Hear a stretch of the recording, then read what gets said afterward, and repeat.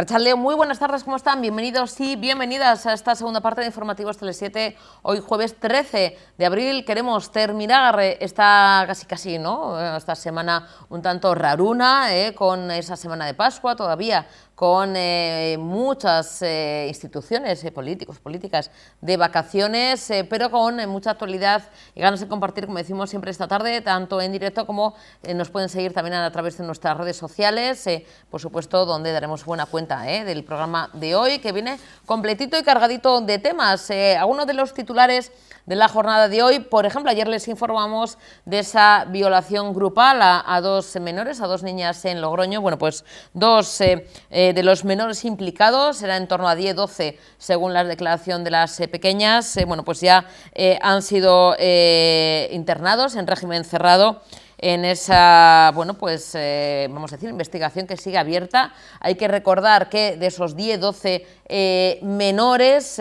alguno de ellos era menor incluso de 14 años, con lo cual son inimputables. No se pueden juzgar, ni siquiera en el juzgado de menores, y fueron puestos, bueno, pues a disposición de la tutela, ¿no? Bajo la tutela de sus padres, y bueno, pues los que sí que tienen 14 o superan los 14 años, aunque siguen siendo menores de edad, bueno, pues sí que pueden ser juzgados o pueden ser, bueno, pues tratados o revisado su caso en la Fiscalía de Menores. Bueno, pues dos de ellos implicados en esta violación, supuesta violación grupal. Bueno, se está investigando, pero parece que la Fiscalía lo tiene claro. Han sido, en este caso, internados en régimen cerrado en un centro de menores. Seguiremos informando, como siempre, de todas las novedades. También, otra de las noticias de los titulares, la sequía. Bueno, pues ha sido un mes de marzo, el pasado mes de marzo, bastante seco, no ha habido apenas lluvias. Quizá en el norte pues tenemos más, pero lo que es en el resto del Estado español, pues la verdad es que miran al cielo y están deseando que caigan aunque sea unas gotas. Bueno, pues una sequía que si todo sigue así parece que va a retrotraernos a la década de los 90, acuérdense, incluso aquí hacíamos esos cortes, ¿no? Selectivos, esos cortes durante unas horas de agua para, bueno, pues intentar paliar esa sequía. Bueno, pues se está valorando y ojalá, oye, que llueva. Además, dentro de nada es la Feria de Abril. Bueno, pues que yo me da mucha pena, me dirían, justo tiene que llover en la Feria de Abril de Sevilla. Bueno, pues que llueva, que se va a agradecer y es importante. Y otro de los temas también de la jornada es esa reunión de la Junta de Accionistas de Ferrovial. Hoy se reunían en torno a las 12:30 con 13 puntos del orden del día. Ha sido una jornada, una reunión de las de diferentes multinacionales de infraestructuras del transporte de Ferrovial, larga, intensa. Como decimos, muchos puntos en ese orden del día, pero el 10º era el determinante, que es el que, bueno, pues iba a decidir si Ferrovial iba a realizar esa mudanza empresarial, si iba a dejar el Estado español y va a mudar su sede social a los Países Bajos. Bueno, pues sí, se ha aprobado, hay esa mudanza, a pesar de, bueno, los esfuerzos, la presión del Gobierno central, a pesar también de las dudas de los supervisores, y bueno, pues también dando cuenta de la absorción de Ferrovial por la filial holandesa Ferrovial Internacional, dando cuenta que, bueno, pues esto era algo casi cantado. Después de esa absorción, bueno, pues esa mudanza era casi algo inminente. Y bueno, pues se va a acoger a la neutralidad fiscal, se lo comunicará a la agencia tributaria y cambiará su sede del Estado español a Países Bajos. Vamos a escuchar, bueno, porque es un resumen, dicen que, bueno, pues siempre van a apostar por estar aquí, que es su sede, donde han recibido también ayudas y subvenciones. Vamos a escuchar a Rafael del Pino, que es presidente de Ferrovial, donde, bueno, pues da cuenta también de uno de los puntos importantes, el tema de la aportación, ¿no?, que han recibido del Estado, y también, bueno, pues de esa marcha a Países Bajos. 2022 vuelve a poner de manifiesto la importancia que para Ferrovial tiene la internacionalización del negocio, que es el verdadero motor de crecimiento de la compañía, y también la apuesta por los mercados de Estados Unidos y de Canadá. Esta estrategia es la que nos ha situado como la empresa de mayor capitalización de nuestro sector en España y es la que queremos seguir desarrollando en los ejercicios venideros para continuar creando valor para todos ustedes, nuestros accionistas. Actualmente, más de un 90% del valor del grupo en términos de valor de capital procede de su actividad internacional. Más del 90% de nuestros inversores institucionales son también entidades internacionales y aproximadamente el 75% del valor de la compañía procede de activos situados en América del Norte. En este contexto, el Consejo de Administración ha acordado someter hoy a votación la fusión transfronteriza de Ferrovial Sociedad Anónima como sociedad absorbida con su filial neerlandesa Ferrovial Internacional Sociedad Europea como sociedad absorbente. La operación que se propone afecta exclusivamente a la sociedad matriz del grupo, que pasaría a tener su sede legal en Países Bajos. Como se ha expuesto públicamente, la fusión forma parte del desarrollo natural de Ferrovial y busca mejorar la capacidad de competir de la compañía para potenciar su crecimiento internacional. Alineando la estructura societaria a la realidad de sus negocios y de los mercados donde está presente, facilitando el acceso a mejores condiciones de financiación, acercando la sociedad a los inversores y a los mercados de capitales americanos y aumentando nuestra capacidad de inversión, entre otras razones. Si se aprueba hoy esta fusión, se solicitará la cotización de la sociedad en los Países Bajos y en España y posteriormente en Estados Unidos, con el objetivo de que la acción aumente su liquidez y su atractivo para inversores internacionales, particularmente los americanos. La fusión con la filial neerlandesa permite proponer una vía ya contrastada por numerosas compañías europeas para cotizar directamente en Estados Unidos en un plazo breve, ya que no es fácil ni inmediato establecer el camino de cotización en Estados Unidos directamente desde España y tanto el proceso como el plazo de ejecución son inciertos a día de hoy. Estas son las razones que han llevado al Consejo a proponer esta operación, que se incardina en la libertad de establecimiento que nutre la esencia misma de la Unión Europea. Quiero destacar que Ferrovial, como siempre, ha querido ser totalmente transparente en la información facilitada al mercado y a nuestros accionistas sobre esta fusión y sobre todos los puntos del día de la Junta.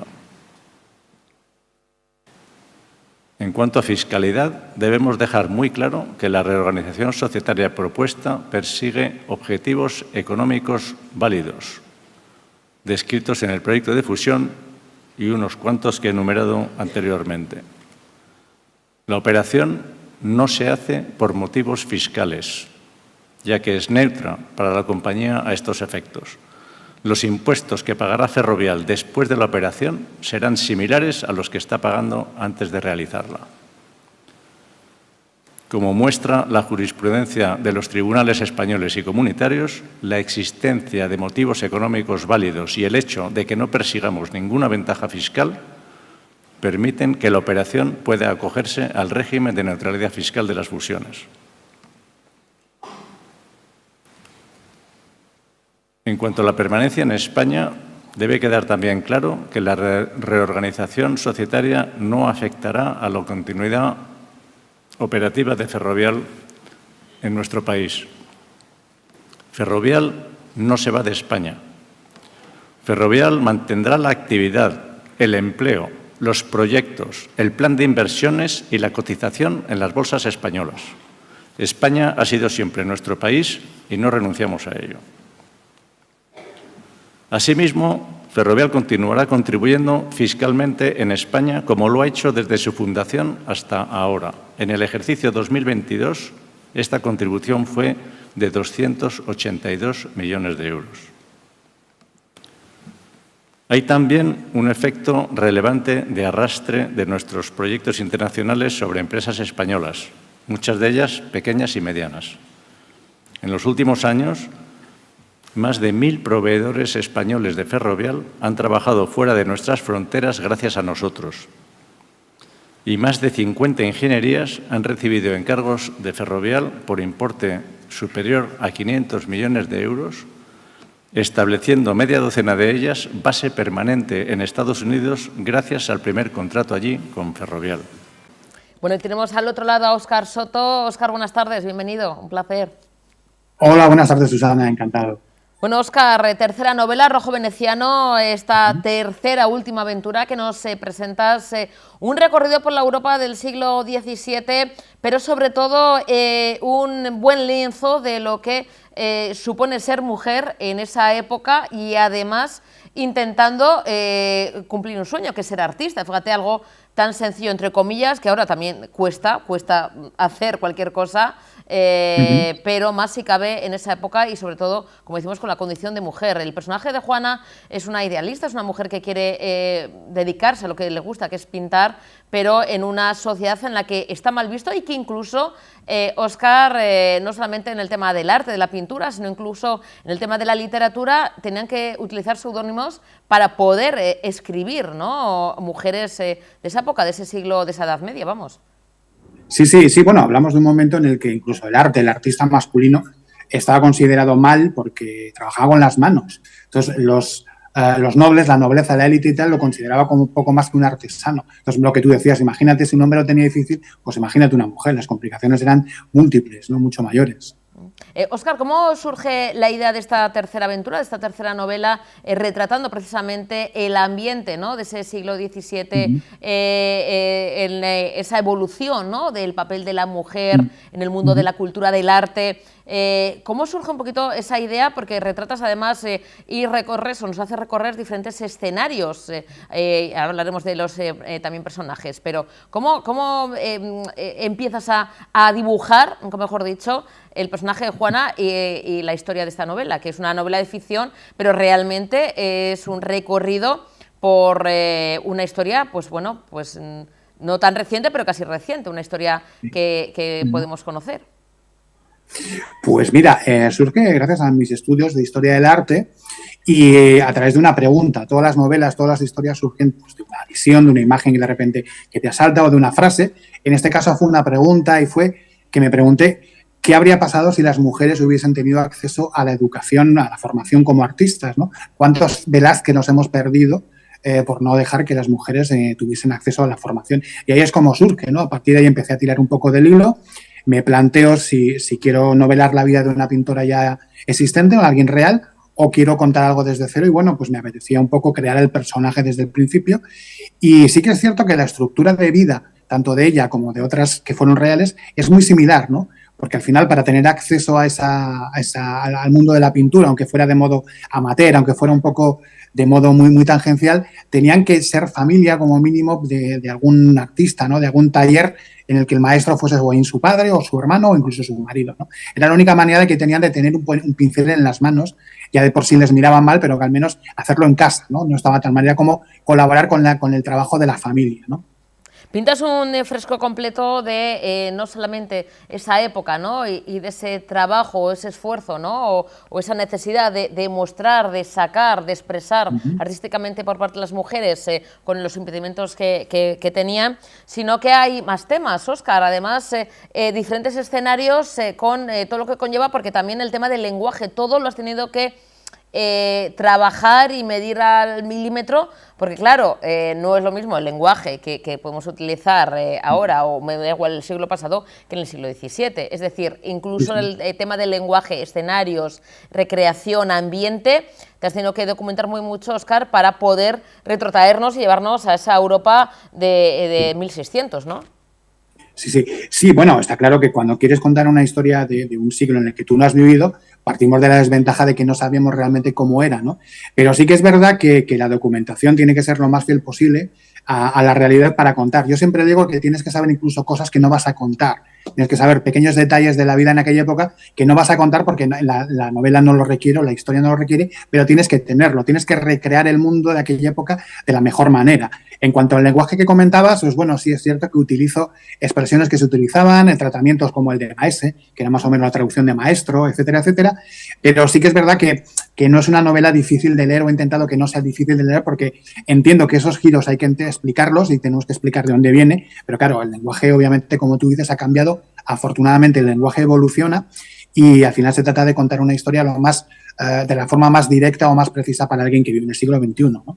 Pero esa parte de documentación, como bien dices, a mí me parece además fascinante, porque una novela histórica yo siempre he dicho que primero obviamente tiene que entretener, porque para eso es una novela, pero también tiene que instruir un poco, ¿no? Al menos tienes que cerrar el libro con la sensación de que has aprendido algo más de lo que sabías cuando lo abriste. La protagonista, Juana de Castro, ya viene casi con los pinceles, como os suele decir, hay veces que decimos, viene con un pan debajo del brazo. Pues Juana viene con un pincel debajo del brazo porque su padre es artista, es pintor, ¿no, Óscar? Sí, su padre es un pintor de lo que se llama un pintor de santos, de imaginería religiosa, es decir, él encarnaba, hacía las encarnaciones y pintaba los mantos de las estatuas que podemos ver en capillas, ¿no? En procesiones ahora mismo, por ejemplo, la semana pasada, pues había gente que se dedicaba a pintarlos. Estaban generalmente ubicados en los focos donde había producción de esculturas, ¿no? En España, por ejemplo, en aquella época, pues yo lo puse en Valladolid porque me apetecía mucho ese contraste de la Castilla más recia, más sobria, más fría, ¿no? Porque también Sevilla y Granada eran centros de producción, ¿no? Entonces, donde había un maestro escultor que hacía esas esculturas, generalmente había varios talleres de pintura que, bueno, pujaban un poco por ver quién podía pintar las cosas del maestro, ¿no? La fama se la llevaba obviamente el escultor, pero bueno, a cambio Martín de Castro, que es el padre de Juana, pues consigue una estabilidad económica que a lo mejor como pintor, como tal, no hubiera podido tener. Óscar, ¿qué otros personajes y qué otros temas encontramos en Rojo Veneciano? Pues mira, en cuanto al tema, yo siempre digo que la lectura que hay el pozo que para mí debe quedar de la novela, o que he intentado que quede la novela en el lector, es el hecho de que tenemos que ser quienes queremos ser y no quien nos impone, ¿no? Que es lo que le pasa a Juana, que quieren que sea de un determinado modo, pero ella se niega contundentemente porque ya lo que quiere ser es una pintora y tener cierta libertad, ¿no? Para hacer. De hecho, casi todos los personajes, incluso digo de Velázquez, que aparece en la novela, son personajes que en algún momento tienen que renunciar por encajar dentro de esa sociedad o tener una cierta estabilidad o tener una vida más o menos resuelta y cómoda, tienen que renunciar a ciertas cosas, ¿no? Y bueno, se trata de eso al final. Temas, pues hombre, al final hablas de las relaciones. En realidad es un lienzo, como tú bien has dicho antes, un fresco sobre la vida de una persona totalmente imaginaria, por supuesto, inventada por la imaginación de un escritor, pero que intenta reflejar un poco los problemas que las mujeres incluso hoy actualmente tienen, ¿no? Es decir, muchas veces esa imposibilidad de poder desarrollarse todo lo que quieren, pues porque tienen una sociedad que les impone un rol determinado. Óscar, ¿cómo está siendo ese feedback, esa recepción de comunicaciones, a través, me imagino, de redes sociales o de presentaciones? Tú eres de aquí cerquita, ¿no? Riojano. Además, sí. Óscar, ¿y cómo está siendo esas primeras impresiones de los lectores y lectoras? Pues mira, tengo que decir de verdad que espectacular. O sea, yo soy escritor, me gano la vida con las palabras, pero hay veces que algunos lectores y sobre todo lectoras me dejan sin palabras cuando me cuentan que les está gustando, que realmente se sienten muy identificados. El otro día una chica me decía, mire, tengo muchas ganas de conocerte, que vengas a presentar un día aquí la novela para darte un abrazo, porque es que la novela me está llegando, pues eso, me identifico mucho con ese personaje, ¿no? Es una novela muy femenina, porque al final es una mujer la protagonista absoluta, y yo tenía muy claro que no quería pasarme de frenada y quedarme corto, ¿no? Porque al final soy un hombre e intentas ver objetivamente cómo es una mujer, pero lógicamente su vida no estás en ella, ¿no? No vives como una mujer, con lo cual no sabes todo. Y me apetecía mucho, y por ejemplo en los agradecimientos cuento que hay 3 mujeres, 3 compañeras escritoras, a las que conozco además y llamo amigas, que leyeron un primer borrador, ¿no? Y les pregunté, oye, ¿qué tal? Realmente es un retrato de una mujer fiel, me he pasado, me he quedado... No, es perfecto, está bien. Y la verdad que el feedback está siendo muy, muy, muy bonito. O sea, es muy, muy agradecido. Siempre digo que trabajar en esto o escribir es pues un oficio solitario, porque al final tienes que estar escribiendo en tu casa delante de un monitor, a solas, pues un poco alejado del mundo, pero sin embargo cuando la novela ya se convierte en un libro, ya es algo tangible, se trata de disfrutar, ¿no? Y de que el público te reciba y te dé ese feedback, ¿no? Y porque al final es muy enriquecedor. Los clubes de lectura, por ejemplo, es un tema que me apasiona, ¿no? Cuando alguien ha leído el libro y puedes comentarlo y te preguntan ¿por qué este personaje hizo esto? O ¿por qué este personaje decidiste que le pasara estas cosas? A mí me parece que es apasionante ese feedback que ahora tenemos con los lectores, que que igual hace unos años no era algo habitual, ¿no? Pero que ahora creo que Internet nos ha devuelto. Pues, Óscar, seguiremos disfrutando con esta maravillosa novela, que yo ya estoy inmerso en ella. Ya te haré llegar ese feedback, compañero. Déjame, ¿Sí? Perdona que te interrumpa, déjame que diga que hoy estamos en la Casa del Libro presentando el libro con la gran Toti Martínez de Lecea, que va a ser la copiloto, una piloto, mejor dicho, de la historia. Y estamos a las 7 en Bilbao, en Alameda de Urquijo, en la Casa del Libro. Pues que nadie se lo pierda, Óscar, que vayan raudos y veloces para disfrutar de esa presentación y compartir este ratito contigo. Ha sido un auténtico placer conocerte, aunque sea de manera virtual, y espero que nos podamos dar un abrazote en breves. Seguro. Un besito enorme y muchísimas gracias. De verdad. Muchas gracias, Susana. Un abrazo. Hasta luego. Un besín. Chao. Vamos a cambiar de asunto, nos vamos a la rueda de prensa que se ha presentado, la rueda de prensa que se ha celebrado esta misma mañana. La han ofrecido el consejero de Industria, Turismo, Innovación, Transporte y Comercio del Gobierno de Cantabria, Javier López Marcano, junto a la directora de Filatelia de Correos, Leire Díaz Castro, que han presentado, como decimos, esta misma mañana el sello de Correos del año jubilar lebaniego.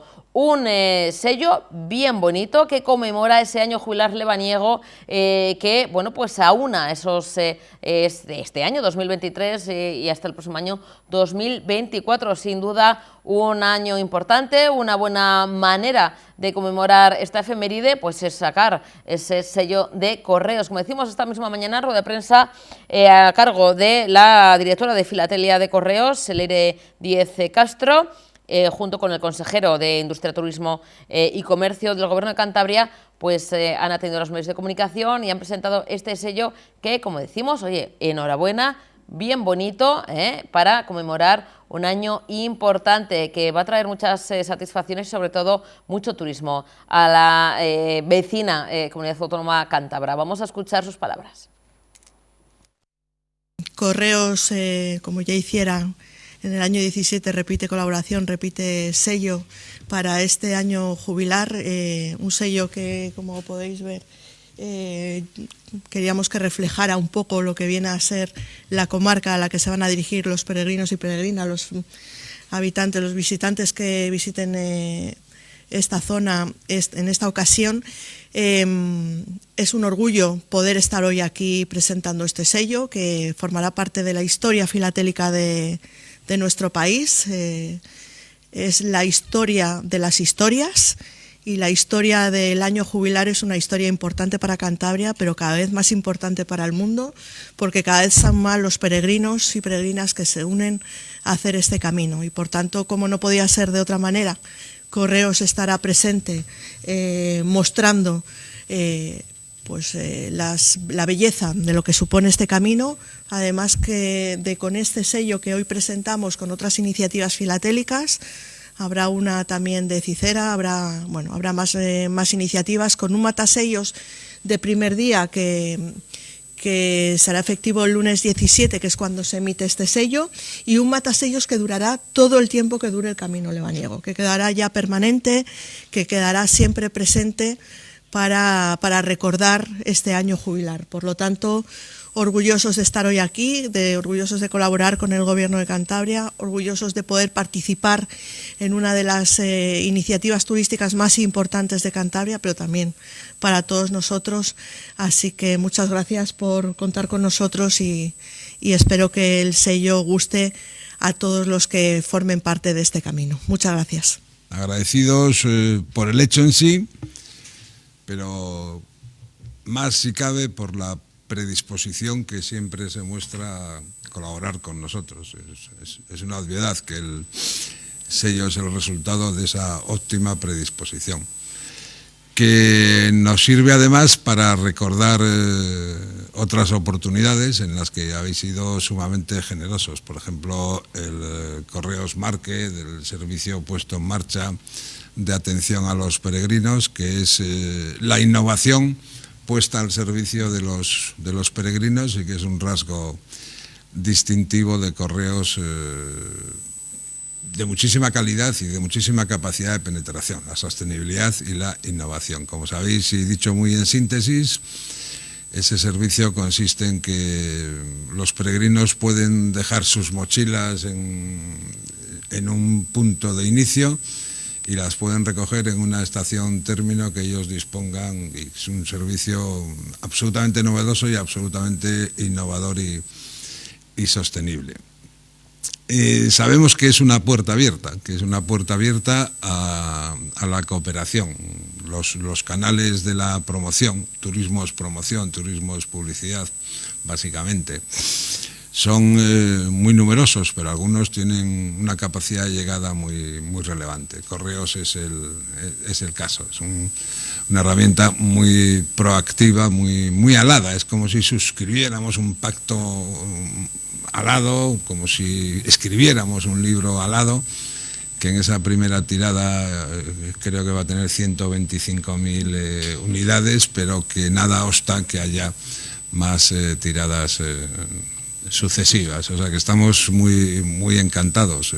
La misma satisfacción que cuando hablamos de todos los muchos motivos que tiene esta tierra y que acaban de ser enumerados por el camino, por Cabárceno, por los pueblos del año, el mencionado Cicera, y siempre recibiréis de nosotros esas dos realidades, que son, por una parte, la colaboración suma y por otra el agradecimiento. Y si se trata además de divulgar los caminos, de contribuir al sostenimiento de los caminos o a la universalización de un hecho que se repite por 74ª vez en esta ocasión, pues ese pacto de lealtad se convierte en algo muy necesario que ratificaremos por nuestra parte cada vez que nos sea dada la oportunidad. Muchísimas gracias de nuevo.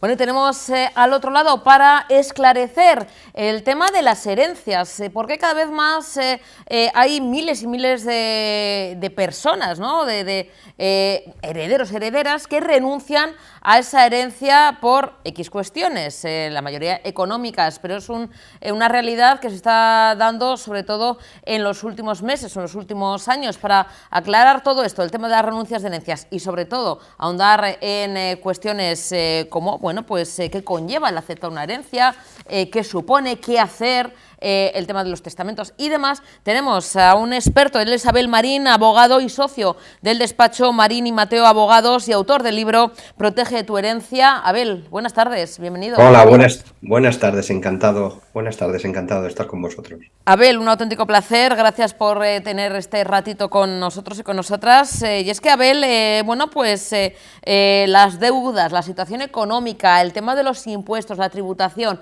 hace que estemos, bueno, pues hablando de cifras récords de renuncias, de herencias en un contexto, pues como decimos, complicado. Abel, es una realidad a la que os estáis enfrentando los abogados y un poquito vamos a esclarecer el tema. Abel, claro, porque cuando abrimos una herencia o nos deja una herencia, no todos son bienes, no todo es bueno. También nos tenemos que, vamos a decir, ¿no?, hacer cargo de las posibles deudas. Es así, ¿no, Abel? Y esto es una realidad. Sí, efectivamente. Vamos a ver, lo primero que hay que decir es que los motivos en la renuncia de una herencia nunca se van a saber a ciencia cierta, no se pueden medir. ¿Por qué? Porque el acto de renuncia a una herencia es un acto ante un notario público en el que simplemente nos limitamos a decir: yo, heredero, renuncio de la herencia de tal persona, bien porque haya sido nombrado heredero en el testamento, o bien porque sea sin testamento, ab intestato, y haya sido declarado heredero en la declaración de herederos, ¿vale? Simplemente se dice que hay una renuncia. Todo lo demás va a entrar dentro del terreno de la especulación. Más que especulación, no hay que especular mucho, sino deducir. Y yo ahí, como abogado y con muchísima experiencia, pues tengo que decir lo que he visto en 25 años. Y lo que he visto en 25 años es que el 99% de las renuncias es por el tema económico. Bien porque se tienen deudas por la parte del causante, del fallecido, es decir, vamos a heredar bienes, como tú muy bien dices, pero también deudas, y hay a veces que notoriamente son superiores a los bienes, hay otras que hay duda, y también mucho porque hay deudas en el heredero, y el heredero sabe que en el momento que va a recibir los bienes, pues sus acreedores le dirán: por favor, vende lo que has heredado y págame.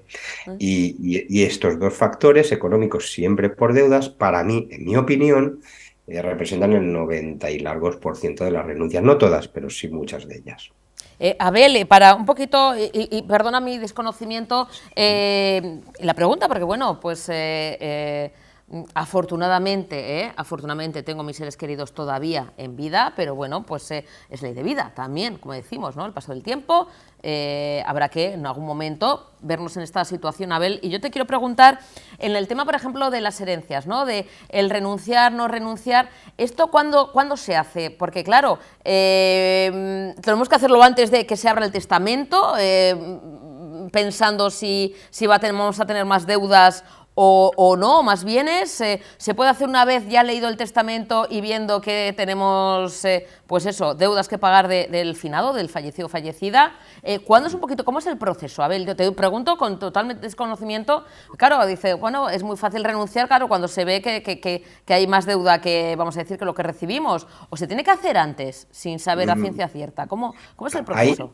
Ahí en el territorio español, estoy hablando para los vascos, que por cierto estoy encantadísimo. eh, en la ahí sabemos todos que hay derechos forales, que no es la misma legislación para toda España, aunque las similitudes son muy altas. De acuerdo, según el Código Civil, a las herencias no se puede renunciar antes de existir la herencia, son nulas. Es decir, yo no puedo renunciar a la herencia futura de mis padres, no puedo. Aunque lo hicieras nulo. Y dices, vaya, bueno, pues luego después de fallecer vuelves a renunciar de forma válida, no se puede. Sin embargo, en algunos códigos civiles, algunos derechos forales, sí, entiendo que en el vasco creo recordar que sí que se puede renunciar a la herencia futura, pero no es mi especialidad el derecho vasco, que sabéis que es complejo. Es diferente, como comentas, Abel. El tema, por ejemplo, de los impuestos, ¿no? Es algo que, bueno, pues también, bueno, pues la situación económica, como decimos, el tema de la pandemia, de la invasión de Rusia a Ucrania, la situación económica, pero también el tema de los impuestos, ¿no? De lo que se engrava a la hora de recibir una herencia, porque imagino que eso también habrá que declararlo. Sí, exacto. Mira, vamos a ver. Esto lo conozco muy bien y también el impuesto de las diputaciones forales vascas. Hay dos impuestos que gravan las herencias. El impuesto de sucesiones y donaciones, que hay importantes diferencias entre unas comunidades autónomas. El País Vasco es prácticamente inexistente, es decir, que está muy bien tratado fiscalmente el impuesto de sucesiones. Pero luego hay el gran desconocido de las herencias, es el impuesto municipal de plusvalía, o impuesto sobre el valor del incremento de los terrenos de naturaleza urbana. Es un nombre muy largo. Plusvalía municipal para todo el mundo. Ojo, este se tributa por heredar bienes de naturaleza urbana, pisos, locales, solares, urbanos, ¿de acuerdo? Y es la gran bestia negra. Y además, aunque se rige por leyes marcos, luego se regula por las ordenanzas municipales de cada municipio. Y ojo, a veces es muy, muy, muy elevado, ¿de acuerdo? Pero bueno, en ningún caso, vamos a desmitificar mentiras, ¿de acuerdo?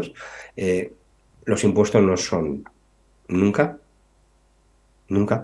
o nunca me ha pasado a mí, causa suficiente para renunciar a una herencia. Puede ser una causa más que, sumada a otros factores, hagan a una persona decir, bueno, pues ya renuncio. Porque si encima de todo esto, de los problemas que tengo personales, familiares con el resto de herederos, con herencias conflictivas, bueno, que son los pequeños casos que se renuncia por cuestiones que no son solo económicas, si además le sumamos a la tributación, pues dices, bueno, pues ya estoy cansado de todo esto, acabo renunciando. Pero bueno, en resumen, lo que quiero que sepa vuestra audiencia es que nunca el tema de tributación es causa suficiente. Es como decir, no cobro un billete de lotería porque me toca pagar el 20% pues no tiene sentido, ¿vale? Lo que pasa que es en la pugna y en la polarización social y política en la que estamos tan acostumbrados a discutir, pues es un tema más para hacernos discutir a todos, a izquierda, derechas, centros, etcétera, ¿vale? Pero la tributación es odiosa, a nadie nos gusta pagar impuestos, bueno, a casi nadie, y menos por el fallecimiento de un familiar. Pero no vamos a exagerar, sobre todo en el País Vasco, ya os digo que tenéis una tributación muy, muy benévola para estos casos. Abel, eres, además de socio del despacho, como decíamos, Marín y Mateo Abogados, autor del libro Protege tu herencia.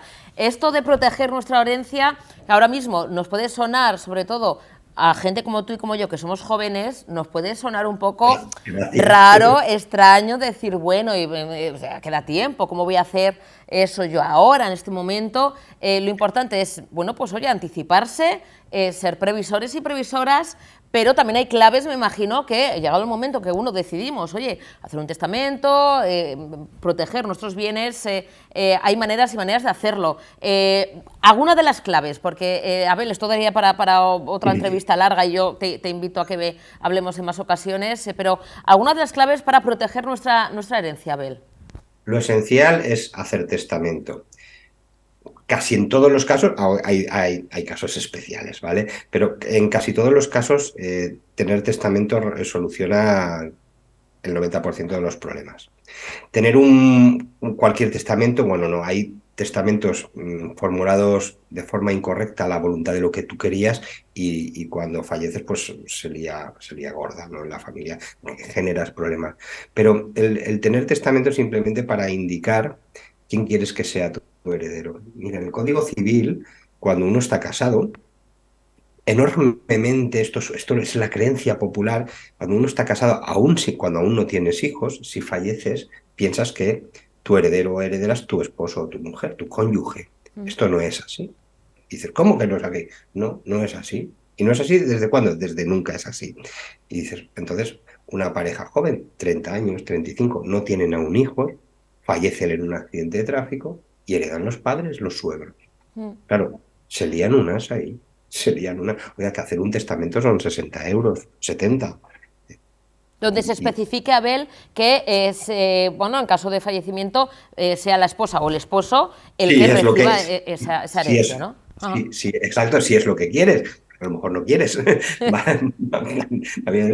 pero bueno, es el momento de hacerlo, ¿de acuerdo? O bueno, cuando ya son en otras épocas de la vida, pues tienes 2 hijos, 3 hijos, a uno le va fenomenal, oye, es un gran directivo en una empresa multinacional en Estados Unidos, ese no le hace falta nada, y tienes 2 hijos porque van con más dificultades, pues a lo mejor te apetece hacer diferencias entre unos y otros. Lo piensas, pero no lo haces, ¿de acuerdo? Al final falleces y resulta que luego pues se produce una situación que podrías haber mejorado a alguno de tus hijos, ¿no?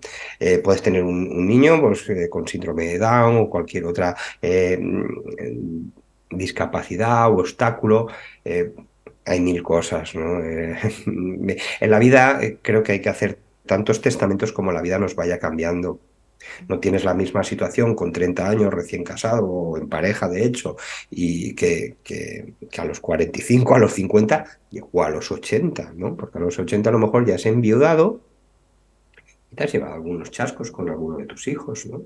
El testamento que vale es el último, ¿verdad, Abel? Siempre el último. Anula todos los demás en lo que sean contradictorios. Bueno, en general es así. Abel, pues mira, yo creo que es las pocas veces en que he entendido a un abogado. Muchas gracias. Se agradece porque la verdad es que lo explicas todo súper claro y es importante porque al final... bueno, todos y todas en algún momento pues dejaremos por lo menos esta vida terrenal, nos iremos a otro lado y es importante, bueno, pues oye, proteger lo que hemos tenido, sea material, sea económico, sea incluso mascotas, que hay testamentos que dejan también o deciden con quién tiene que estar hoy una mascota, etc, porque imagino que en el despacho habréis visto de todo, Abel, y sí me gustaría invitarte en otra ocasión porque me han quedado alguna dudilla y alguna cuestión en el tintero, pero espero que tengas a bien volver a vernos y a escucharnos para solventar algunas cosas que me las voy apuntando y que te quiero preguntar. Encantadísimo de volver a estar con vosotros. Hecho, Abel. Un besazo enorme, de verdad. Un placer, de corazón. Chao. Adiós. Gracias.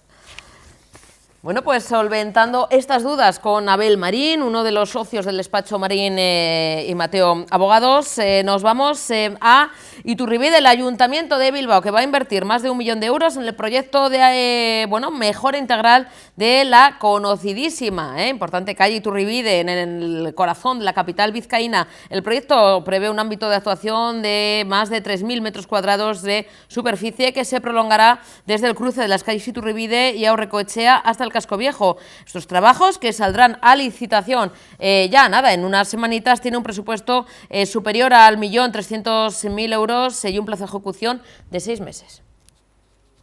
Presentamos un nuevo proyecto de intervención en barrios, un proyecto consensuado en el marco del Consejo de Distrito de Ibaiondo. Se trata de una intervención en la calle Iturribide para la mejora integral de esta calle. Se trata de una calle que tradicionalmente ha sido puerta de acceso al casco viejo y de conexión principal entre el casco viejo y Santutxu. Los últimos años en esta calle ha habido un descenso de actividad en los locales comerciales y eso, sumado al hecho de que las aceras sean estrechas, llevaba a los vecinos a reclamarnos una intervención potente desde el punto de vista de ayudar a la revitalización de este eje importante, como decía, de conexión entre el casco viejo, Solocoetxe y Santutxu.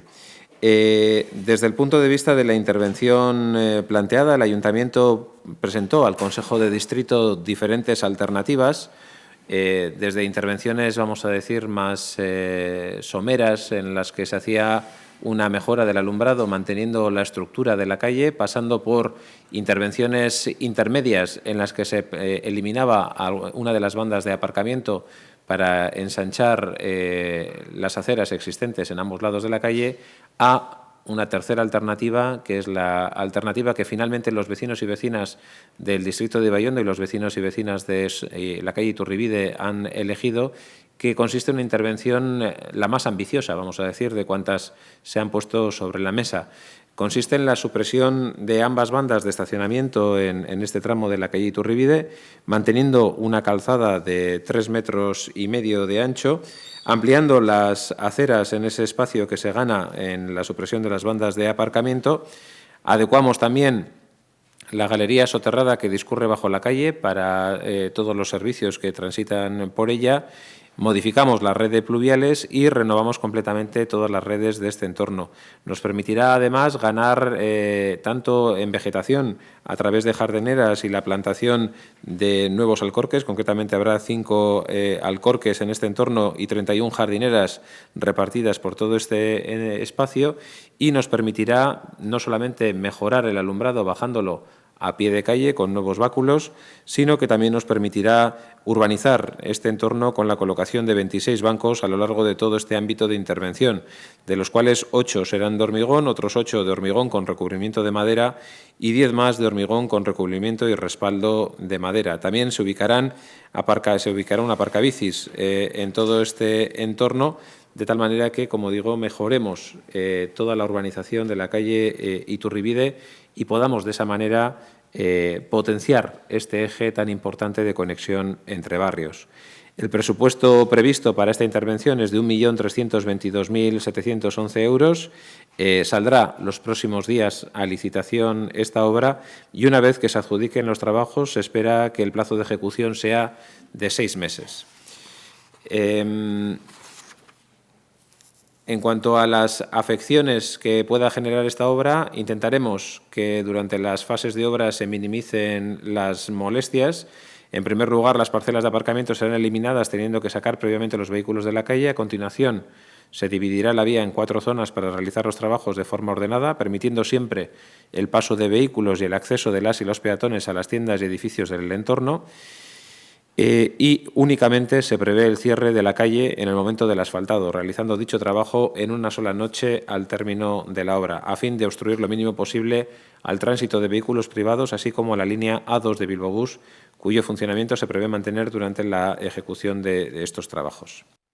Continuamos en Informativos Tele7 y nos acompañan esta tarde en el plató Iker Casanova, parlamentario de Euskal Herria Bildu y candidato por este partido a diputado general por Vizcaya. Iker, buenas tardes. Arratsaldeon. Kaixo, arratsaldeon. Bueno, Iker, se nota en el ambiente que se acercan las elecciones municipales, elecciones forales, y es más, yo te he dicho, y además yo tengo un ojo clínico, que se nota incluso en el peso de los candidatos, porque me has perdido mucho peso, Iker. Esto es un poquito también esa garra, esas ganas también de que llegue ese momento, pero también desgaste, ¿no? Me imagino, es una carrera de fondo. Sí, estamos sudando la camiseta y al parecer se nota, porque la verdad que en el caso de Euskal Herria Bildu empezamos muy pronto con la designación de candidaturas, por lo menos para Juntas Generales y el Ayuntamiento de Bilbo, casi ya un año, y desde luego, bueno, ha sido un trabajo en paralelo, sigo ejerciendo como parlamentario y además con una agenda bastante intensa, a veces por por iniciativa propia y otras por temas que traen otros grupos. Entonces estoy compatibilizando ambas cuestiones, ¿no? Porque aunque tenga experiencia en el ámbito institucional, en el Parlamento Vasco, la agenda de Juntas Generales y de Vizcaya es una agenda distinta y te obliga primero a conocer los temas, conocer los lugares, conocer las personas y luego también a tener una agenda comunicativa importante, ¿no? Entonces sí que es verdad que estamos trabajando duro, pero bueno, sarna con gusto no pica, lo llevamos un poco en el cuerpo, la vocación y está resultando bastante gratificante y también creo que las expectativas son muy buenas, o sea que con mucha ilusión. Sí, porque Iker, como hemos comentado en otras ocasiones, además de candidato a diputado general por Vizcaya, sigues con ese día a día, ¿no? Como parlamentario, el otro día además también en el Parlamento, con diferentes comisiones. ¿Cómo se compatibiliza? ¿Cómo se hace, ¿no? El estar en pre-campaña, pero también, como comentas, bueno, pues el día a día de la actividad parlamentaria que tiene su aquel? Bueno, tampoco tiene un mérito extraordinario, ¿eh? Tenemos otros compañeros y compañeras que están compatibilizando ser candidatos con un trabajo fuera del ámbito de la política, lo que creo que lo hace todavía más difícil, porque al fin y al cabo, bueno, son agendas distintas, pero estamos siempre con una dedicación plena a lo que estamos, ¿no?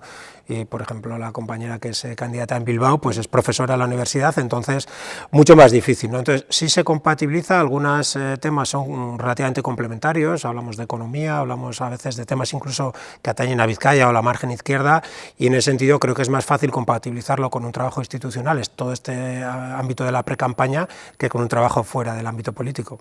¿Cómo estáis notando esta pre-campaña? ¿Hay buen ambiente? ¿Hay, bueno, pues buenas vibraciones? ¿Hay ganas, ¿no?, de que lleguen esas elecciones? Pero ¿cómo estáis viviendo estas semanas previas a esas elecciones municipales y forales? Hombre, yo sí que notaría, con respecto a las ganas de que lleguen las elecciones, una diferencia entre lo que son las personas que estamos en el ámbito político y la ciudadanía, ¿no? Yo sí que percibo, y creo que todos percibimos, un cierto cansancio, porque los problemas, como aquella serie de los años 80, los problemas crecen y parece que la ciudadanía tiene una carrera de obstáculos, ¿no? Cuando superas una crisis llega la siguiente y luego la siguiente y cada vez más cuesta arriba, y cuando no son las hipotecas es la cesta de la compra, y cuando no es un banco que quiebra, y la verdad es que la sensación de la ciudadanía es que desde la política no se están resolviendo adecuadamente esos problemas, y eso es algo que tenemos que tener todos en cuenta, ¿no? Y precisamente por eso creo que tenemos que redoblar, en primer lugar, la ejemplaridad de la forma de hacer política, la transparencia, la dedicación, el transmitir adecuadamente al ciudadano que con razón o sin ella defendemos nuestras ideas desde el altruismo y tratamos de construir lo mejor para esta sociedad, y hacerlo, como decía, desde una ejemplaridad que evite que los políticos tengan privilegios innecesarios y mucho menos casos relacionados con la corrupción. En ese sentido es importante, primero, transmitir esa credibilidad, después transmitir al ciudadano que los problemas precisamente que existen se pueden resolver desde lo público, que la inhibición no es la solución, sino que precisamente desde lo público hemos resuelto a lo largo de la historia graves problemas, desde la jubilación, la sanidad, la educación, y que precisamente tenemos que valorar lo que tenemos y tenemos que mejorarlo, y desde luego en estos momentos de incertidumbre y de esa permanente carrera de obstáculos, también desde lo público creemos que a la ciudadanía hay que ofrecerle precisamente eso, certidumbres, no de que las cosas no vayan a cambiar, porque eso es imposible, sino de que pase lo que pase, hay una red de seguridad que son precisamente los servicios públicos y lo institucional que permite que en momentos de dificultad esa red nos proteja, y además esa red que genere una actividad económica y un dinamismo que permite a la gente, pues bueno, salir adelante, ¿no? Entonces sí que es cierto que algunos podemos estar en la política hasta con entusiasmo, pero sí que hay un hastío entre la ciudadanía que nos pone el listón muy alto y que nos obliga a ser autoexigentes y a ofertar bueno, cosas con calidad y con responsabilidad. Siguiendo hablando del tema de instituciones, Iker, las competencias de Diputación quizá es algo de las competencias más desconocidas para la ciudadanía en general, ¿no? Pero el trabajo, sin duda, que se hace en Diputación es fundamental. ¿Cómo explicaríamos a la gente que nos está viendo lo importante que es, ¿no?, el tener un buen diputado general o diputada general? Sí, porque las competencias precisamente forales son de alguna forma una parte del núcleo de la excepcionalidad institucional vasca, en el sentido de que bueno, son herederas de unos momentos en que a través de los fueros teníamos una plena autonomía, una práctica independencia dentro del conjunto del Estado. ¿Qué ha quedado de eso? Pues por ejemplo la competencia en el ámbito fiscal, que es única de aquellas comunidades que se llaman forales, que son las comunidades del País Vasco y de Navarra, es decir, Euskal Herria mantiene esas competencias forales en el ámbito fiscal. Eso supone que tenemos un amplio amplio margen, no pleno, pero un amplio margen a la hora de diseñar las políticas de impuestos fiscales, y eso es muy importante porque además de diseñar esas políticas se ejecuta la recaudación, y todo el mundo sabe que el que parte y reparte se lleva la mejor parte. Entonces la Diputación recoge el dinero, aparte de marcar las reglas del juego, recoge el dinero y luego lo reparte al resto de las instituciones. De alguna forma la Diputación le da la paga al Gobierno vasco, le da la paga a los ayuntamientos, y por tanto, bueno, aunque está estructurado como hay que hacer eso, pero bueno, sí que es una institución que todo el dinero pasa por sus manos, y yo creo que está bien financiada, quizás en detrimento de lo que debería ser la financiación de los ayuntamientos, que es una institución que cada vez tiene más competencias, que además está muy bien vista por la ciudadanía, por su cercanía, pero que está infradotada económicamente, y eso es una de las cosas que nos gustaría cambiar, que la Diputación dé más dinero a los ayuntamientos para que puedan hacer más cosas. Pero aparte de toda esta competencia fiscal, tiene competencias en aspectos fundamentales como es el transporte, la movilidad, las carreteras y el transporte público, un área que además está, a nuestro entender, en una transformación ligada a las políticas de lucha contra el cambio climático, que nos obliga a buscar un nuevo paradigma de movilidad más centrado en el transporte público y en lo sostenible. También la Diputación gestiona el ámbito del sector primario, la política forestal, políticas clave como la de los cuidados, las residencias. Fíjate que la sociedad envejece, cada vez necesitamos más cuidados, y bueno, esos cuidados pueden ser prestados con el modelo actual de privatización de servicios, o pueden ser prestados exclusivamente desde lo público, como defiende Euskal Herria Bildu. Es decir, fiscalidad, reparto del dinero, política forestal, política agraria, cuidados, residencias, transporte. Es verdad que las Juntas Generales y la Diputación son las grandes desconocidas de la política vasca, pero eso no significa que no sea importantísimo definir quién queremos que esté ahí, sobre todo para qué queremos que esté ahí. Iker, si resultas después de las elecciones ganador, candidato, o sea, vamos a decir, diputado general por Vizcaya, ¿serías el diputado más joven? Pues no lo sé, la verdad.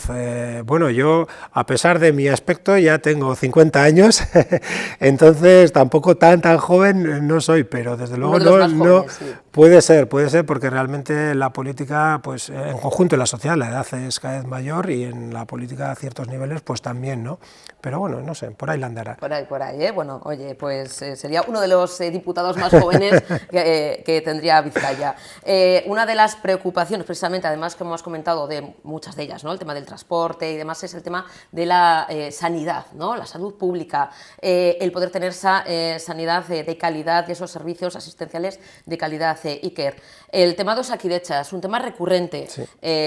Bueno, pues es más, siguen las manifestaciones de médicos, sigue la gente también quejándose de qué pasa o cuáles son esas listas de espera interminables que nos dan de un año a un año vista para simplemente hacernos una valoración, si tenemos que hacernos una operación y demás.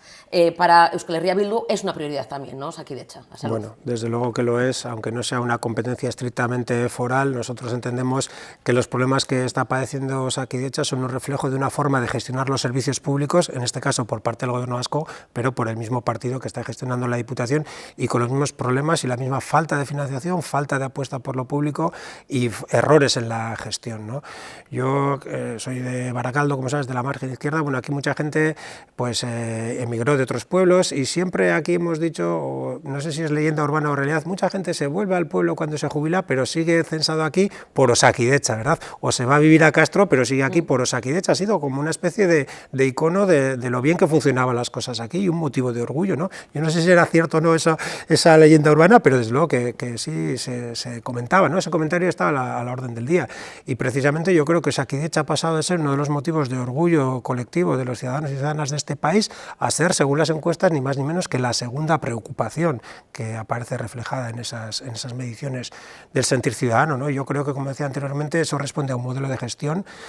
Por parte del Gobierno vasco todavía se está negando la mayor, y se está hablando de crisis de crecimiento. Hace no poco Urkullu calificó así la situación, o se está aludiendo a problemas relacionados con la pandemia, que evidentemente no ha facilitado las cosas, pero ya la propia pandemia lo que dejó al descubierto son las costuras, o rompió las costuras de una estructura estructura que ya estaba muy tensionada y que venía arrastrando muchísimos problemas y muchísimos déficits, desde la precariedad de la plantilla, la altísima tasa de temporalidad, hasta una gestión absolutamente jerarquizada, en el que importa más la adscripción a determinado partido, a determinado modo de hacer las cosas, que las capacidades técnicas de las personas que tienen responsabilidades a nivel de dirección de áreas sanitarias y demás, ¿no? Y desde luego tampoco es esto un capricho de la oposición ni un intento de generar un problema donde no lo hay, porque la ciudadanía lo percibe directamente. Es decir, es imposible recrear una realidad virtual sobre el mal funcionamiento de Osakidetza cuando somos todos y todas usuarias, y no diarios, pero sí frecuentes de estos servicios, y estamos comprobando en nuestras propias carnes el deterioro, el alargamiento de las listas de espera, los problemas en los ambulatorios, para las operaciones, la falta de personal, la falta de médicos, de pediatras, mamografías, etcétera, etcétera, ¿no? Y además, sumando a estos problemas estructurales, nos encontramos con pequeños terremotos, pues puede ser el cierre de cardiología en Basurto, o pueden ser los problemas de corrupción en las OPEs, o bueno, en fin, el relevo en las consejerías, que luego pasan a ser de consejero a miembro de o directivo de una empresa privada de sanidad, con lo cual, pues bueno, canta un poquitín el tema de las puertas giratorias. Desde luego, Osakidetza creo que es un paradigma o un ejemplo de cómo no se deben gestionar los servicios públicos y del agotamiento de un cierto modelo de gestión. Con la cantidad de profesionales y creo que hay, ¿no?, que lo vemos en las OPEs, que son miles y miles de personas que acuden, ¿no?, para tener, ¿no?, una plaza en Osakidetza, que haya esas jornadas interminables, que haya falta de personal, o que digan que hay falta de personal, cuando muchos de esos profesionales se van a la sanidad privada, me refiero.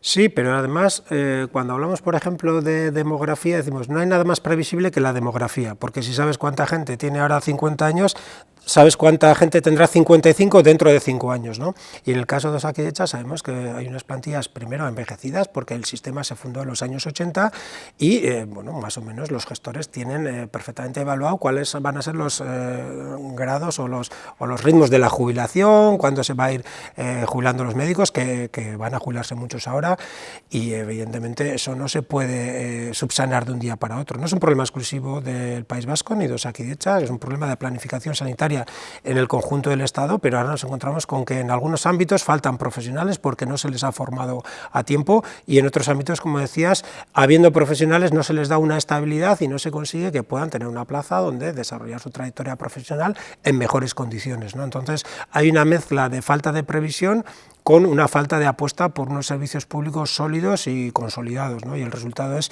que el ciudadano tiene ahora una peor atención sanitaria que la que podía tener hace una década. Otra de las preocupaciones, Iker, es que lo vemos todos los días cuando vamos a comprar cualquier producto, es la cesta de la compra. Antes, con 30, 40 euros, bueno, pues podías hacer una compra maja, te podía durar X días. Ahora, bueno, yo creo que se acerca más a los 60 o los 70 euros, es que lo vemos cuando vamos al supermercado. El tema de la inflación, gran preocupación para el ciudadano. ¿Cuál sería un poquito la solución? ¿Qué está pasando para que cada vez con más dinero compremos menos? Sí, bueno, como tú bien has dicho, es un problema de inflación. Hay dos formas de atacar este problema. En primer lugar, garantizando la capacidad adquisitiva de los salarios, es decir, si no se puede frenar la inflación, hay que buscar una compensación para que el poder adquisitivo no disminuya, y eso no se está haciendo. Y desde luego para nosotros esto no es un problema, como dice el Gobierno vasco, a resolver entre los agentes sociales, que se sienten, negocien y acuerden subidas salariales. Es un problema político, es un problema como sociedad, y para el Gobierno vasco esto le apela a que intervenga de forma más activa. No puede el Gobierno vasco decretar una subida salarial per se, pero sí puede tener una actitud más proactiva de convencimiento y de presión, sobre todo a las patronales, para que sean sensibles ante una realidad que nos está empobreciendo. Directamente la palabra es empobrecer, porque si los precios suben un 10% y los salarios suben un 3%, somos un 7% más pobres, ¿no? Y luego hay otra vía de ataque a la cuestión, que es intentar reducir la inflación en sí misma. Se han hecho algunos intentos en el ámbito de la reducción del IVA de algunos productos básicos. Entendemos que hay que controlar y hay que inspeccionar de forma muy exhaustiva toda la cadena de valor de algunos productos básicos, fundamentalmente alimentarios, porque en estos momentos tenemos una situación en la que el supermercado supermercado nos dice que ellos no están subiendo porque trabajan con muy poco margen, y el productor en origen nos está diciendo que a ellos tampoco les están subiendo el pago que se les hace por su producto, ¿no? Entonces ahí hay una serie de intermediarios que se están beneficiando en exceso, ¿no? Ya repercutiendo una subida de costes de materias primas, de energía y demás, que efectivamente existen, sino además están recargando, ¿no? En un momento en el que tú estás acostumbrado a que te suban el precio en todos los sitios, desde el café del bar hasta la cesta de la compra, hay quien está intentando aprovecharse y hacer subidas abusivas, ¿no? Y de hecho hay estudios a nivel europeo y también a nivel estatal que están determinando que una gran parte, el principal componente inflacionario en estos momentos no es ni los salarios ni la subida de las materias primas y de la energía, sino los beneficios empresariales. Es decir, en este río revuelto en el cual la ciudadanía dice, bueno, todo está por las nubes, los márgenes de beneficio de las principales empresas están aumentando, y ahí en esos márgenes de beneficio es donde está el dinero que nos están aspirando de nuestros bolsillos. Y realmente, si a eso le sumamos la cuestión de las hipotecas, por ejemplo, para quien esté hipotecado, pues bueno, nos encontramos en una situación de dificultad, ¿no? Es verdad que el empleo se está manteniendo y es una crisis atípica en ese sentido, y gracias a eso estamos subsistiendo, pero desde luego son muchos factores de riesgo conjuntos, y creo que los poderes públicos están emplazados a actuar tanto en defensa de los salarios como para contener esos precios que muchas veces provienen de la especulación y el afán de lucro de algunas empresas. Bueno, algunos supermercados se rumoreó, se dijo que iban a establecer una cesta de la compra básica. No sé dónde quedó todo eso. Sí, alguno ya la ha hecho y nosotros aplaudimos esa medida, ¿no? Porque es verdad que nosotros no tratamos de buscar culpables, tratamos de buscar soluciones. Nosotros, como Euskal Herria Bildu, yo personalmente he mantenido encuentros con representantes de diversas cadenas de alimentación para sondearles en este sentido, y ellos siempre hablan de que los márgenes del supermercado son muy pequeños y que ellos trabajan, ganan dinero con el volumen, ¿no? Y yo, bueno, la verdad es que he visto cuentas de las empresas y en cierto sentido puedo entender que en parte tienen razón. No se puede generalizar y hay una casuística, habrá probablemente en algunos sitios donde se pueda hacer mejor, ¿no? Pero es verdad que hay otros elementos de la cadena que quedan fuera un poco de esa inspección y que deberían ser controlados, porque desde que se produce un alimento hasta que se pone en la balda del supermercado, pues pasa por varias manos y ahí es donde hay que intervenir, ¿no? Y otro aspecto, por ejemplo, la gasolina, ¿no? O sea, nosotros, el petróleo, cuando empezó la crisis de Ucrania, se disparó y llegó en verano a estar a $125 el barril. En estos momentos está a unos 85, pero la gasolina no ha bajado un 40 o un 50% desde ese momento, ¿no? Se suele decir que hay un efecto cohete en la subida y un efecto pluma en la bajada, ¿no? Pues bueno, todo eso, ese tipo de cuestiones creemos que hay que intervenir, porque si no el pagano, literalmente el pagano, es el ciudadano o la ciudadana. Iker, vamos a continuar con, en este caso, con propuestas que presentáis desde Euskal Herria Bildu. Hace muy poquito en Bilbao presentasteis bases para una política industrial emprendedora. ¿En qué consiste específicamente esta propuesta? Sí, realmente era una presentación, un documento que tenía dos partes y que lo presentamos al mundo de la empresa y de la economía hace para 15 días. Una es política industrial emprendedora y otra es modelo vasco de empresa. Y creo que están relacionados, porque desde luego muchas veces hemos repetido que Vizcaya, la margen izquierda, es lo que es, porque tuvo un momento de explosión industrial sobre el cual se edificó nuestro modelo de sociedad, sobre las fábricas atrajo trabajadores y trabajadoras, sobre ese volumen de población se creó nuestra morfología, nuestro diseño urbanístico y demás. Somos lo que somos gracias a la industria, pero la realidad es que Vizcaya está perdiendo peso y el conjunto de Euskal Herria está perdiendo peso en cuanto a su volumen de capacidad industrial, ¿no? Hemos pasado de ser la locomotora del conjunto del Estado a, bueno, pues estar todavía por encima de la media, pero no con esos diferenciales que teníamos en su momento. Y entendemos que para corregir esta cuestión hace falta una política industrial proactiva. Por parte del Gobierno vasco, la política industrial es dar a las empresas, hay política industrial, entre comillas, que es dar a las empresas lo que las empresas piden, que quieren internacionalizarse, que quieren invertir en I+D, hay una serie de programas de ayuda, sería un poco injusto decir que no se hace nada. ¿Pero es correcto lo que se hace? Yo creo que lo que se hace es parcial, hay que dar y apoyar a las empresas, pero también hay que mantener un liderazgo desde lo público. ¿En qué sentido? Bueno, pues hay zonas que se han quedado fuera de la industria moderna que necesitan una implantación de industria, como por ejemplo la margen izquierda. Hay políticas de I+D que tienen que ser más exigentes con las empresas, dar ayudas, pero también exigir mayor inversión. Hay que determinar la especialización en servicios productivos. Hay que planificar bien nuestro sistema formativo para que pueda haber personas que tengan las cualificaciones necesarias, que requiere un modelo industrial, como nosotros llamamos 5.0, y hay que hacer una política industrial, como decíamos, proactiva, ¿no? Todavía hay muchas reminiscencias de aquel adagio que formuló Solchaga en los años 80 de que la mejor política industrial es la que no existe. Creo que ese es el modelo que está actualmente en vigor por parte del PNV, y nosotros entendemos que la política tiene que ser proactiva y tiene que ser de liderazgo. Por supuesto, no significa que las empresas sean del gobierno, puede haber empresas públicas y defendemos la participación pública en empresas, pero lo que tiene que haber es un liderazgo compartido con la sociedad y con el mundo de la empresa para orientar la política industrial en un determinado sentido.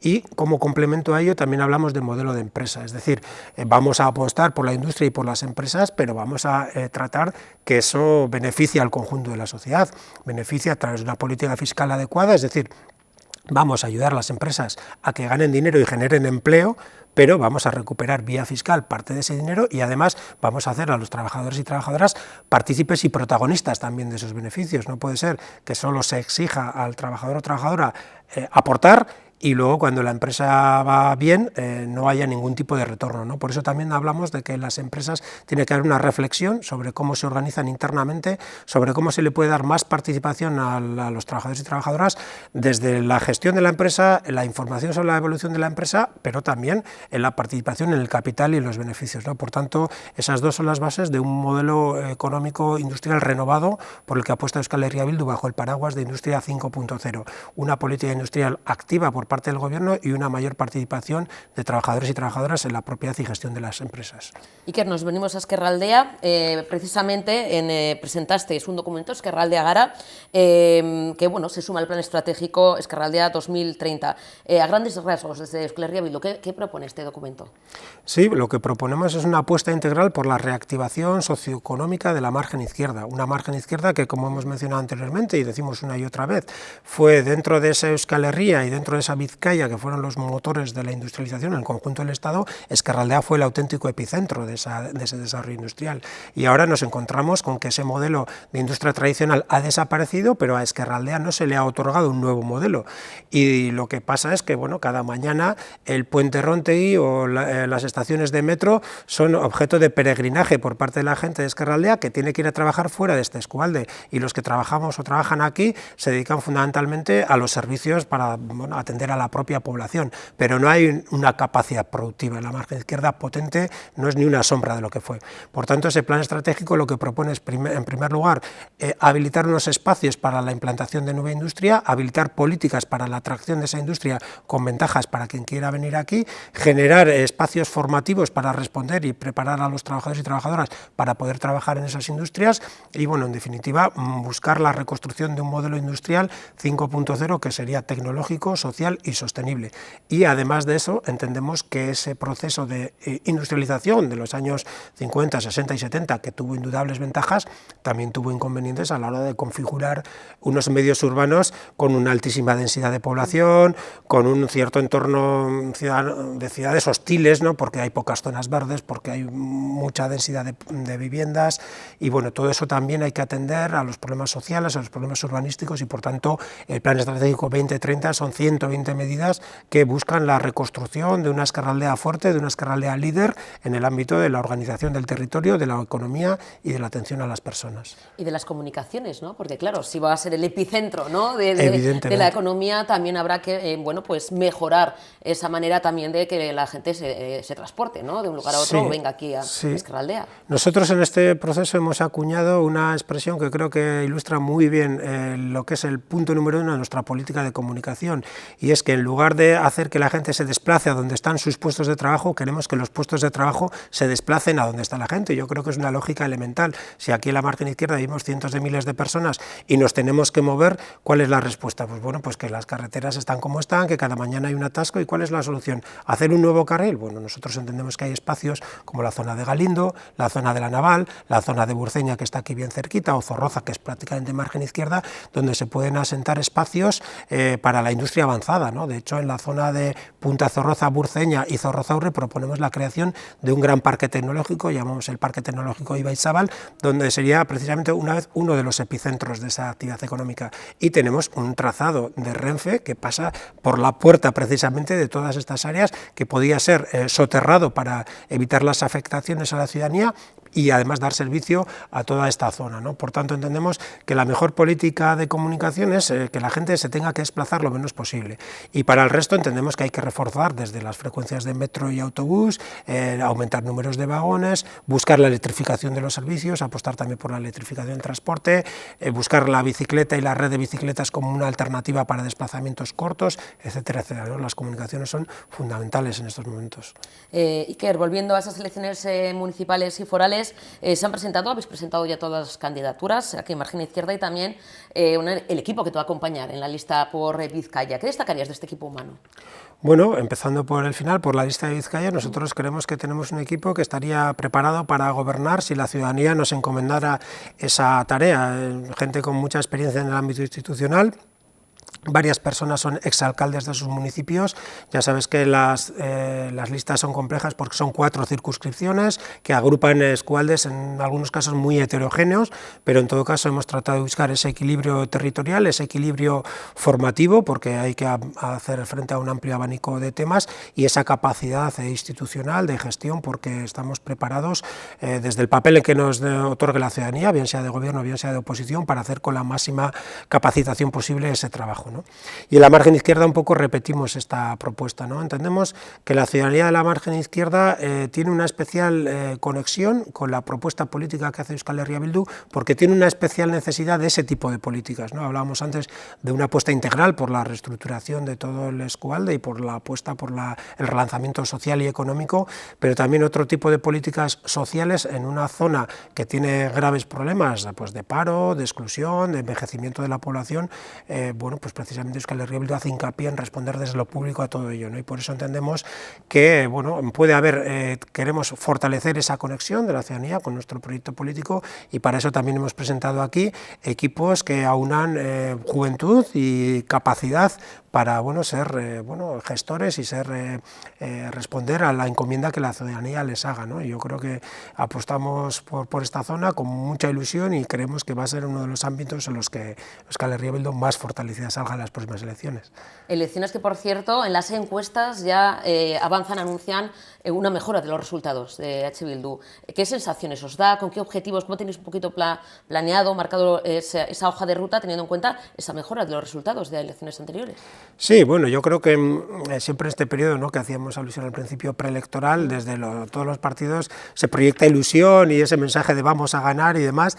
Bueno, yo creo que hay que proyectar la ilusión y el optimismo con el realismo en el debido equilibrio, ¿no? Nosotros sabemos cuál es la realidad política de Vizcaya y entendemos que, bueno, hay un partido hegemónico que está fuerte y que no se detecta, por lo menos en las encuestas, porque yo creo que socialmente el PNV sí que empieza a mostrar unos síntomas de cansancio y que la ciudadanía está empezando a percibir las cosas de otra manera. Pero bueno, no nos vamos a meter todavía en eso. En todo caso, como bien decías, en lo que hace respecto a Euskal Herria Bildu, las perspectivas son muy positivas.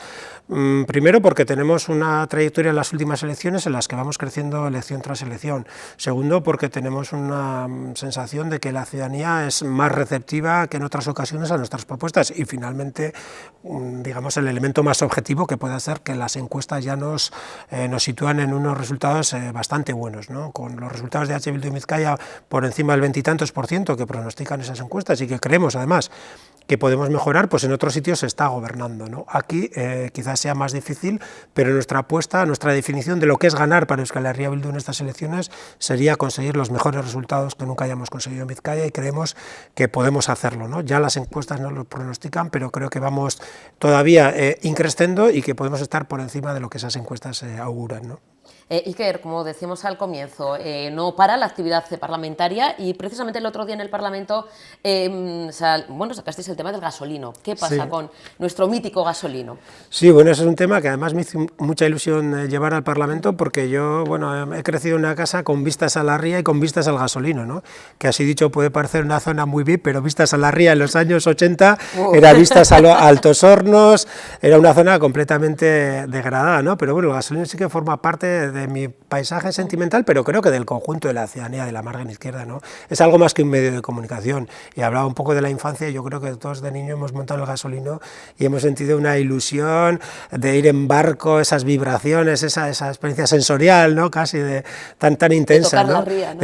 El agua salpicaba y el ruido y la vibración, yo creo que es algo muy bonito y que merece la pena mantenernos. Las propias embarcaciones son antiguas, tienen más de 50 años y sería una pena que ese servicio se perdiera. En estos momentos el gasolino es deficitario y las cosas han cambiado, la gente se desplaza menos, la actividad industrial a la que antes hacíamos mención ha desaparecido y además con la rebaja que ha habido en otros transportes públicos, pues parte de la poquita gente que les quedaba se ha ido al tren, aunque tarde más, pero bueno, por ahorrarse un dinerito, ¿no? Que hablábamos antes de la dificultad que está padeciendo la ciudadanía, ¿no? Entonces estamos ante una situación que, bueno, por parte de la empresa que gestiona el servicio ya se ha advertido de que si no se corrige se va a cerrar porque se está perdiendo dinero, ¿no?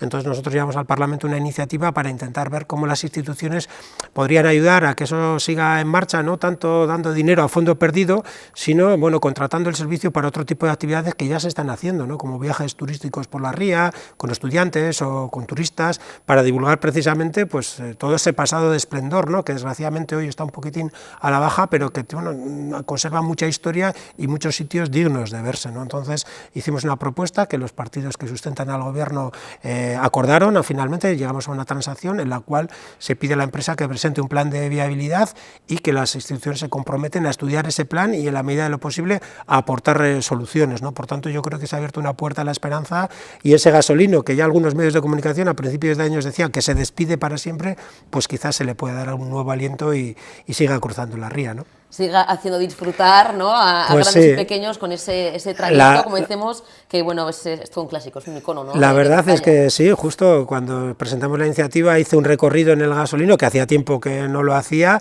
y la verdad que fue una experiencia que fue muy agradable. La verdad es que sería una pena que se perdiera. Otra también propuesta que creo que presentaste, Iker, fue el tema de los molinos, ¿no? Sí. Vizcaínos. Molinos Vascos, que está en el Zorroza, en la zona de Punta Zorroza, que para nosotros, bueno, yo muchas veces digo, ¿no?, que para quien ha gobernado en este país, Euskal Herria terminaba en Basurto, ¿no? Y precisamente decía Basurto y no Burceña porque creo que Zorroza comparte con la margen izquierda la mayoría de su idiosincrasia, de su historia y de su realidad y su presente, ¿no? Hemos dicho que el edificio de Molinos Vascos, que la gente si lo ubica desde la ría se ve muy bien, es un edificio bastante espectacular, está catalogado como monumento, era un depósito de harina y unos molinos, como su nombre indica, que se construyó en los años 20 y es un edificio absolutamente espectacular, ¿no? Y para nosotros es una especie de metáfora de la margen izquierda, de su presente, pero también de su pasado y de su futuro, ¿no? De su pasado porque es un edificio que demuestra cómo se hacían las cosas a lo grande en otra época, la industria, bueno, todo lo que tocaba lo hacía grande y unos simples molinos se convirtió en un edificio espectacular, ¿no? Y es un símbolo de ese pasado de pujanza y esplendor. Pero también es una metáfora de un presente de decadencia, de abandono, de no valorar lo que tenemos. Ahora en estos momentos está en ruina a pesar de estar considerado como monumento y finalmente es un símbolo del futuro porque tiene un potencial enorme de rehabilitación y precisamente ahí es donde estamos incidiendo. Ese edificio que está catalogado como monumento hemos pedido en innumerables ocasiones que se compre por parte de las instituciones porque actualmente es de propiedad privada, que se rehabilite y que se le dé un uso acorde con su valor histórico y monumental, ¿no? Y nosotros proponemos que se instale ahí el Museo de la Industria Vasca, precisamente, y a su alrededor se saque la fábrica de Sader, que sabemos que produce unas emisiones de olores absolutamente molestos para todo el entorno de Zorroza, y esa parte de Punta Zorroza, que también tiene otros restos de patrimonio industrial muy importantes, como son los talleres de Zorroza, el puente de Alzola, se convierta en el núcleo del Parque Tecnológico Ibaizabal, uniéndolo con Burceña por un lado y con Zorrozaurre por otro, ¿no? Pensamos que ahí Zorroza y la margen izquierda pasaría de ese abandono del presente a recuperar ese potencial de futuro que decimos que ese edificio simboliza perfectamente. ¿Y cómo va la propuesta? Esa se ha rechazado. Se supone porque la Diputación tiene la obligación legal aunque no sea propietaria del edificio, de actuar para su protección porque está catalogado como monumento. La Diputación ha pedido un plan de rehabilitación a la propiedad, a los dueños, y han presentado ese plan, aunque con bastante opacidad. Entonces no sabemos si es un plan simplemente de reparación de los daños o es un plan de utilización del edificio. Nosotros entendemos que no solo hay que reponer la techumbre que está rota, las ventanas y las puertas que están rotas, sino que hay que dar un uso y hay que hacer una reactivación de ese edificio, ¿no?, que tiene un potencial enorme. Entonces realmente nos han dicho que no, sin decirnos precisamente qué es lo que se quiere hacer, ¿no? Iker, ¿prometes volver? Bueno, está mal esto de que alguien que está en política haga promesas, pero bueno, yo esta la voy a cumplir y te prometo que sí. Así me gusta. Pero también que sigas comiendo, ¿eh? No pierdas más Vale. peso, madre mía, porque si no voy a parecer yo aquí un gigante y tú vas a quedar delgadito. No te preocupes. Iker, cuídate mucho. Es que ricasco, como siempre, un auténtico placer, una gozada. Y lo dicho, a cumplir esa promesa de venir aquí de nuevo a Informativos Tele7. Un placer. Es que ricasco soy. No tenemos tiempo para más, nos hemos quedado, pues eso, sin tiempo, pero con muchas cosas que les hemos contado en esta tarde. Volveremos mañana, lo prometemos también, como siempre, en Informativos Tele7. Gracias por estar ahí, por elegirnos, mirarte. Besito, agur.